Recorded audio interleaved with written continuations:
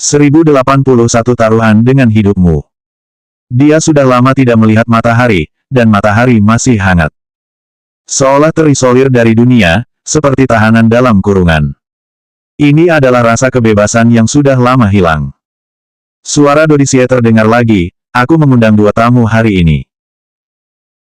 Ketika Amandamu mendengar kata-kata itu, dia berhenti sejenak, tetapi tidak membuka matanya berpura-pura tenang, dan dia masih terlihat seperti bersandar di sandaran kursinya untuk menikmati matahari. Tapi aku tidak yakin kapan kedua tamu ini akan datang, kenapa kita tidak bertaruh saja? Suara Dodisie sayup-sayup, seolah-olah dia hanya mengobrol dengan teman biasa. Ketika Amandamu mendengar kata-kata itu, dia tiba-tiba membuka matanya dan menegakkan tubuh untuk melihat Dodisie. Dia bertanya pada Dodisie, apa yang kamu pertaruhkan? Mendengar ini, dia hampir yakin bahwa salah satu dari 2 tamu di mulutnya pasti adalah Rikimo. Dodisie bukanlah orang yang bisa membuat orang lain tenang. Setelah Kenzo Li berhasil kabur, demi mencegah Rikimo mencarinya, ia cukup mengubah sikap pasifnya menjadi aktif dan meminta Rikimo untuk berinisiatif datang kepadanya.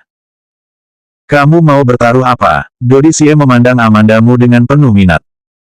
Kamu bisa bertaruh apa saja. Ekspresi Dodisie sangat serius, dan Amandamu merasa pasti ada penipuan. Benar saja, saat berikutnya, Dodisie tersenyum dan berkata, kalau begitu pertaruhkan hidupmu. Saat suara itu turun, sebelum memberi kesempatan kepada Amandamu untuk bereaksi, seseorang melangkah maju untuk mengikat Amandamu. Tali mengikat Amandamu ke kursi roda dengan kuat. Amandamu menatap Dodisie dengan mata lebar, lalu mencibir, munafik. Dodisie sedikit menyipitkan matanya, seolah sedikit kesal. Tapi dia segera kembali ke tampilan tenang, anak muda, ketika mereka mulai panik dalam ketidakpastian, mereka selalu ingin berbicara dengan cepat. Aku bisa mengerti dan memahami. Amandamu membuka mulut untuk menyanggah, namun harus mengakui bahwa apa yang dikatakan Dodisie itu benar, ia memang tidak yakin dan panik saat ini. Coba tebak 2 tamu mana yang aku undang. Dodisie bersandar di sandaran tangan kursi dengan satu tangan, menepuk-nepuk sandaran tangan secara ritmis dengan jari-jarinya, terlihat santai. Amandamu terdiam sejenak dan bertanya, kalau aku tebak dengan benar siapa yang kamu undang, apakah ada keuntungannya? Tidak, Dodisie menggeleng. Kalau begitu aku tidak akan menebaknya. Amandamu memalingkan wajahnya dari Dodisie. Dodisie ingin melihatnya panik dan kacau. Dia tidak melepaskannya begitu saja. Nada Dodisie kecewa, sepertinya kamu tidak bisa menebaknya. Kalau begitu, jika kamu mengatakan ingin tahu, aku akan memberi tahumu.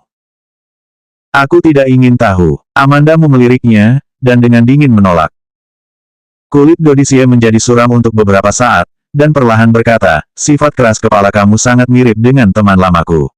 Pantas saja Kenzo menyukaimu dan Eriko juga menyukaimu. Mendengarnya menyebut Eriko Sie, Amandamu terdiam sesaat. Karakter Eriko Sie tampaknya adalah seperti tuan muda seperti biasanya. Selama periode ini, dia telah dikendalikan oleh Dodisie untuk melakukan eksperimen, dan dia tidak dapat menghubungkan Eriko Sie dan Dodisie. Sulit membayangkan bahwa kedua orang ini adalah ayah dan anak. Aku tahu kamu berteman baik dengan Eriko. Kalau tidak kamu berpikir saja untuk bersama Eriko, dia anak yang baik. Dodisie sangat lihai, dia tahu segalanya tentang putranya sendiri. Kontak antara Eriko Sie dan Amandamu, Dodisie tahu semua detailnya. Ini tidak aneh. 1082 orang yang berani datang pertama kali. Amandamu membenci Dodisie, tapi dia tidak membenci Eriko Sie. Amandamu bertanya dengan ekspresi yang rumit, pernahkah kamu memberitahu Eriko secara langsung, bahwa menurutmu dia anak yang baik? Dodisie sepertinya tidak menyangka bahwa Amandamu akan mengobrol dengannya tentang Eriko Sie. Setelah terdiam beberapa saat, dia berkata pelan, dia hanya anak baik, tidak sekejam Kenzo, tidak secerdas Riki.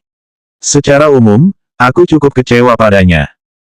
Tidak ada rasa keintiman dalam memperlakukan Eriko Sie sebagai seorang putra. Sepertinya Eriko Sie hanyalah orang yang tidak relevan, digunakan oleh Dodisie dengan acuh tak acuh untuk dibandingkan dengan orang lain, dan kesimpulan akhirnya adalah kekecewaan. Apa kamu kecewa pada Eriko? Mulut Amandamu mengejang, dengan nada mengejek, ya, dia mungkin lebih kecewa darimu. Lagi pula, ada ayah sepertimu. Menjadi anakku, itulah keberuntungan yang dia tanamkan selama beberapa kehidupan. Dodisie jelas-jelas marah, dan matanya menjadi suram. Oh, dia sendiri yang mengatakan ini. Amandamu mengangkat alisnya, berpura-pura berpikir, dan kemudian berkata setelah beberapa saat, tidak benar, Eriko tidak dekat denganmu, hubungan kalian ayah dan anak juga tidak baik, jadi kamu sebenarnya adalah ayah yang gagal. Wajah Dodisie benar-benar berubah. Dia adalah orang yang sangat percaya diri, apa yang dia lakukan dan segala sesuatu tentang dia tidak diragukan lagi. Biasanya, orang di sebelahnya semua berlutut, tentu saja, tidak ada yang berani mengajukan pertanyaan di depannya. Apalagi, di depannya, menyebut bahwa dia memiliki hubungan yang buruk dengan Eriko Xie, seorang ayah yang gagal. Alasan Dodisie menyebut Eriko Xie adalah karena ingin menguji Amandamu. Menurutnya, kondisi psikologis Amandamu saat ini sangat tidak stabil. Lagi pula, dia sudah lama dikurung untuk melakukan percobaan. Baru saja, dia mengatakan bahwa dia akan mengirimkan seorang yang bisa menyelamatkannya dengan menyebut Eriko Xie. Dia pikir Amandamu akan bersikap lembut dan menurutinya. Tapi Amandamu tidak hanya tidak menghargainya, tetapi juga mengatakan di depan wajahnya bahwa dia adalah ayah yang gagal. Dodisie sangat tidak menyukai situasi di mana hal semacam ini di luar kendali dan tidak berkembang ke arah yang dia bayangkan. Dodisie berkata dengan sedih, gigi tajam dan mulut pedas.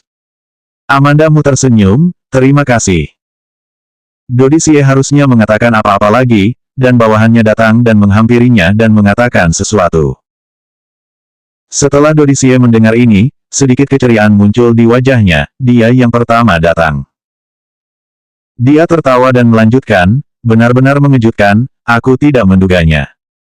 Meski Dodisie hanya mengucapkan beberapa patah kata, hati Amandamu menjadi gugup. Dia mengatakan sebelum mengundang dua tamu. Amandamu tidak tahu siapa yang diundang, dan hanya bisa menebak bahwa salah satunya adalah Ricky Mo.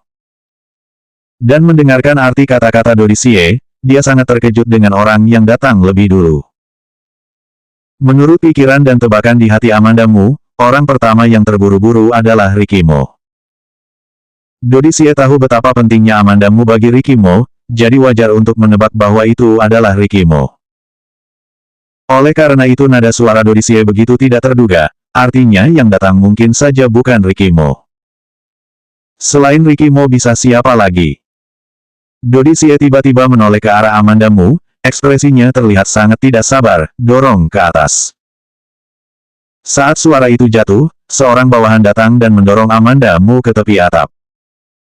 Entah kenapa, pagar atap sangat rendah sehingga hanya setinggi betis Amandamu. Dia didorong hingga ke tepi atap. Selama orang itu mendorong kursi rodanya dengan keras, dia bisa mendorongnya ke bawah. 1083 tidak mungkin berhasil. Amandamu melihat ke bawah. Ketinggian lantai 8 mengejutkannya. Dia mengepalkan tangannya. Pada awalnya, Amandamu merasa takut dan putus asa pada saat yang bersamaan. Untuk tubuh bagian belakang, saat tidak ada perbaikan, hanya tinggal keputusasaan. Tetapi ketika James Gu memberitahu Ricky Mo apa pendapatnya, dia tidak ingin mati lagi. Jika dia meninggal, bagaimana dengan Ricky Mo? Ricky Mo tidak akan pernah hidup dengan baik. Dia takut mati sekarang. Dodisie sangat puas dengan ketakutan yang ditunjukkan oleh Amandamu.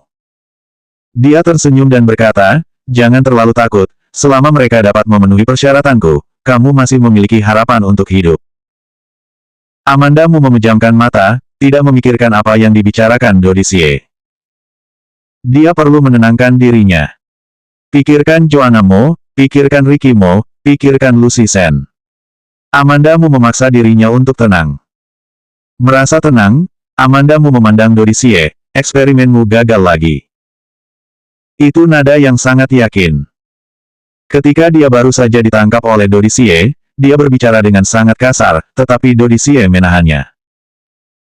Itu semua karena dia adalah eksperimen yang berharga, dan sekarang Dodisie, terlepas dari hidupnya, tampaknya telah gagal. Untuk kesuksesan, tidak ada yang namanya kebangkitan dari kematian. Dodisie sepertinya tidak akan berhasil. Sekalipun obat benar-benar telah mencapai titik ini, orang yang sukses tidak akan adalah Dodicie. Menggunakan dia dan Venia Li untuk melakukan eksperimen, untuk mencapai tujuan menggunakan cara yang tidak bermoral, menganggap remeh nyawa seseorang, tanpa kepercayaan dan moralitas sebagai peneliti medis, orang seperti itu tidak akan berhasil. Dodicie mengatupkan bibirnya erat-erat dan tampak tegas, hampir mengertakkan giginya dan berkata, jika kamu tidak berguna bagiku, kamu sudah mati berkali-kali. Jika aku tidak dibuat menjadi seperti ini olehmu, tidak bisa berjalan dan hanya bisa duduk di kursi roda seperti ini. Apa menurutmu aku masih bisa berada di bawah belas kasihanmu di sini? Amandamu menjawab kembali. Dia memiliki temperamen yang baik. Kalau tidak, ketika dia berada di keluargamu, dia tidak akan terus-menerus dihimpit oleh orang keluargamu. Dodicie adalah orang paling tidak tahu malu yang pernah dia temui. Setiap kata yang diucapkan Dodicie, dia ingin menariknya kembali. Pada saat ini, pintu menuju atap gedung tiba-tiba dibuka dari dalam. Amandamu tanpa sadar menyaksikan suara itu, dan hampir pada saat yang sama, dia merasa orang yang mendorong kursinya di belakangnya juga mengeluarkan sedikit tenaga, mendorong kursi roda ke depan. Amandamu kaget, kursi rodanya masih di atap, tapi kakinya sudah digantung di luar atap. Dia terus melihat kembali ke pintu masuk atap, mencoba mengalihkan perhatiannya. Ketika dia melihat ke belakang, dia melihat pendorong pintu keluar dari sana. Ketika dia melihat pengunjung itu lagi, Amandamu membuka matanya dengan sengit dan tidak bisa mempercayainya. Amanda, Kenzoli berdiri di gerbang atap dan memanggilnya dari kejauhan. Amandamu sudah lama dibawa pergi oleh Dodicie. Saat itu akhir musim gugur. Kenzoli tidak memakai kemeja atau jas. Dia memakai sweter dan celana panjang warna gelap. Rambut pendeknya rapi, karena pernah disiksa oleh Dodicie sebelumnya. Dia memiliki wajah pucat dan terlihat sangat lemah. Dia berusia 30-an. Pria yang terlihat seusia ini, masih sangat muda. Amandamu menatapnya dengan tatapan kosong, dan dia tersenyum lembut padanya. Sama seperti saat mereka berteman sebelumnya, dia selalu terlihat lembut dengan senyuman. Amandamu linglung, dan berkata dengan bingung, apa yang kamu lakukan di sini? Akhirnya dapat melarikan diri dari Dodicie, dan untuk apa kamu kembali? 1084 bersujud mengakui kesalahan. Kata Dodi, kalau aku datang, dia akan melepaskanmu. Kenzoli berdiri di tempat dan berbicara dengan Amandamu dengan ekspresi tenang. Nada suaranya sangat alami, seolah dia tidak berpikir ada yang salah dengan kata-katanya. Amandamu sempat bisu, menggerak-gerakkan bibir, tapi tidak bisa bicara. Kenzoli seharusnya tidak seperti ini. Kenzoli juga tidak boleh datang. Dia seharusnya tidak ada di sini. Tak heran jika Dodicie juga sangat terkejut sebelumnya. Amandamu tidak pernah mengira itu akan menjadi Kenzoli. Ada tepukan tangan dari Dodicie. Amandamu berbalik dan melihat Dodicie bertepuk tangan sambil tersenyum, benar-benar membuat orang tersentuh. Apakah kamu terkejut? Dodicie menoleh untuk melihat Amandamu dan berkata sambil tersenyum, jangankan kamu. Ketika aku mendengar bahwa Kenzo yang datang, aku sangat terkejut, tapi... Dia berkata sejenak, lalu menatap Kenzoli, aku juga sedikit kecewa. Aku tidak mengajarimu berperilaku tidak bijaksana seperti itu. Dulu, aku mengajarimu untuk selalu tenang, untuk mengetahui apa yang harus dipilih dan tidak menjadi emosional. Kamu melakukan pekerjaan dengan baik dulunya, tetapi sekarang kamu bahkan sudah melupakan semua hal ini. Ekspresi Dodicie tidak terlihat palsu, itu tampak seperti kekecewaan nyata. Ketika Kenzoli menoleh untuk melihat Dodicie, dia telah mengubah ekspresinya, sangat dingin. Dia hanya mengucapkan 3 kata, lepaskan dia. Karena kamu sudah ada di sini, aku akan menepati janjiku dan melepaskannya tanpa mengatakan apa-apa. Dodicie berkata, namun, tidak bisa melepaskannya dengan mudah. Jika tidak, bukankah itu akan membuatmu datang tanpa alasan? Jika kamu memiliki persyaratan, katakan saja. Kenzoli berjalan ke depan dengan wajah kosong, menatap Dodicie dan berkata, kalau begitu apa yang terjadi di antara kita, mari kita selesaikan satu persatu. Dodicie selesai berbicara perlahan, dan setelah berpikir sejenak, dia melanjutkan, terlalu banyak hal. Untuk sementara aku tidak tahu harus dari mana. Pada awalnya, mari kita mulai dengan yang paling sederhana dan bersujud dulu untuk mengakui kesalahan. Kata Dodisie sangat lembut, dengan penampilan ucapan yang sangat bagus, dan juga terlihat murah hati. Ketika Amandamu mendengar apa yang dikatakannya, dia hampir tertawa karena marah. Kenzo Li tidak berbicara, dan melihat ke Amandamu. Amandamu menggelengkan kepalanya ke arahnya dengan gelengan kecil. Jika dia tidak menatapnya dengan penuh perhatian, dia hampir tidak bisa melihat bahwa dia menggelengkan kepalanya. Persoalan antara Kenzo Li dan Dodisie sudah berlangsung bertahun-tahun, dan sulit dijelaskan. Dodisie adalah pencipta kehidupan tragis Kenzo Li. Kenzo Li membencinya dan ingin dia mati. Namun, Dodisie menganggap bahwa Kenzo Li adalah alat yang telah dia kembangkan dengan susah payah, dan alat ini telah mengkhianatinya. Oleh karena itu, alat ini seharusnya mati daripada hidup. Pada awalnya, Kenzo Li dipukul dan disiksa sebelum melarikan diri. Kenzo Li tidak memohon belas kasihan atau berbicara. Penyiksaan fisik tidak berarti apa-apa bagi orang yang bertekad. Kenzo Li datang demi dia dan diminta oleh Dodisie untuk bersujud. Meski tidak ada persahabatan antara Amandamu dan Kenzo Li, dia tidak bisa melihat Kenzo Li membungkuk demi dirinya. Kenzo Li tidak berhutang apapun padanya, tapi dia masih berhutang nyawa padanya. Mata Kenzo Li hanya tertuju pada Amandamu selama 2 detik lalu menoleh. Dia memandang Dodisie dan berkata dengan tenang, aku bersujud dan mengakui kesalahanku. Kamu lepaskan dia. Tawar-menawar denganku. Mata Dodisie menjadi ejekan yang tak terbendung. Kenzo Li tidak berbicara, dan menemui jalan buntu dengan Dodisie. Dodisie menarik nafas dalam-dalam dan perlahan berkata, baiklah, demi kesediaanmu untuk mengakui kesalahanmu, aku berjanji, selama kamu bersujud dan mengakui kesalahanmu, aku akan melepaskannya. 1085 Riki Mo tidak akan datang. Amandamu melihat Kenzo Li mulai menekuk lututnya tanpa ada sedikit pun perlawanan. Dia menghentikan Kenzo Li dengan keras, tidak. Kenzo Li tidak menghiraukannya dan hendak berlutut ketika melihatnya. Amandamu berkata dengan cemas, Kenzo, apa kamu tidak tahu siapa Dodi? Dia tidak akan membiarkan kami pergi begitu saja dengan mudah, jangan berlutut. Kenzo Li menoleh untuk menatapnya, dan tersenyum tajam, sudah lama sekali tidak mendengarmu mengatakan, kami, kepadaku. Kali ini, aku tidak datang dengan sia-sia. Saat suara itu keluar, terdengar plop, dan Kenzo Li berlutut di depan Dodisie. Dia berlutut dengan kuat, dan suara lututnya yang menyentuh tanah sangat keras di atap yang sunyi. Amandamu menutup matanya dan tidak tahan melihat Kenzo Li berlutut di depan Dodisie. Dodisie menunduk dan memandang anak laki-laki saleh yang paling dikaguminya, ia membungkuk dan meletakkan harga dirinya dan berlutut di hadapannya, tetapi tidak ada senyum di wajahnya. Pada awalnya, ketika aku menyadari kamu akan membunuhku, aku masih merasa sangat bahagia. Akhirnya aku memiliki orang yang baik di tanganku yang berani melawan dan membunuhku. Yang paling aku hargai adalah arti keberanianmu.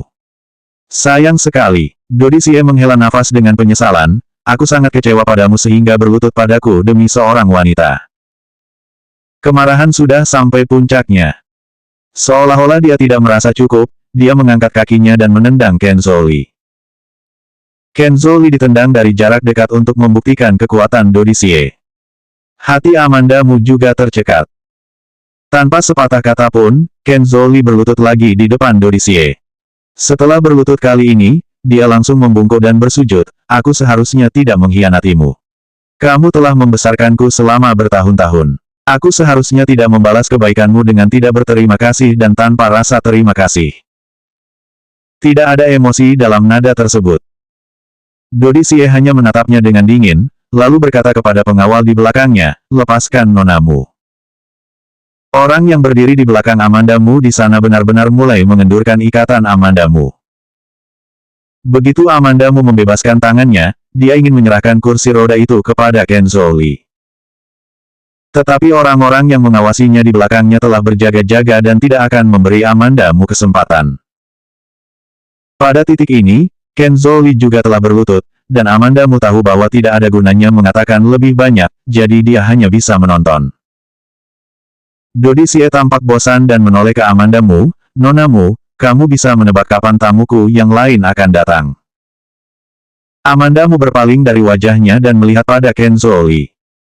Ken Zhou awalnya menundukkan kepalanya dan terlihat menunduk dan terhina. Setelah mendengarkan Dodisie, dia tiba-tiba mengangkat kepalanya dan tersenyum aneh. Ricky tidak akan datang. Wajah Amanda Mu berubah sedikit saat mendengar kata-kata tersebut. Tidak mengherankan jika Ken Zhou mengetahui siapa orang lain yang diundang Dodisie. Apa yang bisa dipikirkan Amanda Mu, Ken Zhou secara alami juga bisa memikirkannya. Tapi apa yang dia maksud dengan mengatakan, Ricky Mo tidak akan datang? Tidak hanya wajah Amanda Mu yang berubah, tetapi wajah Dodisie berangsur-angsur menjadi keruh. Dengan suara muram, dia menatap Ken Zhou. Apa yang kamu lakukan? Nada tenang adalah tenang sebelum badai. Itu hanya memberitahunya sesuatu yang seharusnya diketahui Ricky Mo, ayah angkat. Kamu tidak perlu terlalu gugup. Ken Zhou menyeringai dengan tatapan lembut. Meski ekspresi Ken Zhou dan Dodisie sangat berlawanan, Amanda Mu merasa bahwa keduanya mirip. Selanjutnya bab 1086 tidak berani membunuhnya.